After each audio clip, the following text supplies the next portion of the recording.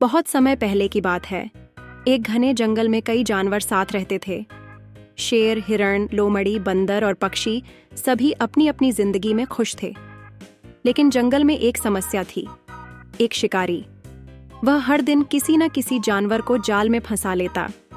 एक दिन शिकारी ने जंगल के बीच में एक बड़ा जाल बिछा दिया और उसमें कुछ खाने का सामान रख दिया।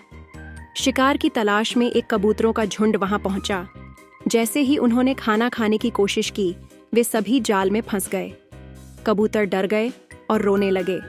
उनके नेता, जो बहुत चतुर और समझदार था, बोला, डरने की जरूरत नहीं है। अगर हम सब मिलकर उड़ेंगे तो इस जाल को लेकर ही उड़ सकते हैं। हमें एक साथ कोशिश करनी होगी। सभी कबूतरों ने एकजुट होकर अपने पंख फड़फड़ाए और जाल को लेकर उड़ गए। शिकारी यह देखकर हैरान रह गया। उसने दौड़कर उन्हें पकड़ने की कोशिश की, लेकिन कबूतर बहुत तेज थे और दूर उड़ गए। कबूतरों का झुंड एक चूहे के बिल के पास पहुंचा। कबूतरों के नेता ने चूहे से मदद मांगी। दोस्त, हम सभी इस जाल में फंस गए हैं। कृपया इसे काट दो और हमें बचा लो। चूहा बहुत दयालु था। उसने तुरंत जाल को काटना शुरू किया।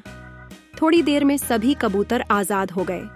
उन्होंने चूहे का धन्यवाद किया और खुश होकर अपने अपने रास्ते चले गए। शिकारी को अपनी हार का एहसास हुआ।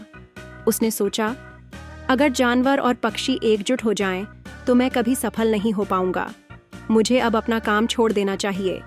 तो दोस्तों, इस कहानी से यह शिक्षा मिलती है कि एकता में शक्ति होती है। जब सभी मिलकर प्रयास करते हैं तो बड़ी से बड़ी समस्या का समाधान हो सकता है। साहस और समझदारी से काम लें। मुश्किल समय में घबराने की बजाय समाधान ढूंढना चाहिए। मिलजुल कर काम करने और दूसरों की मदद करने से जीवन में हर मुश्किल का हल निकाला जा सकता है।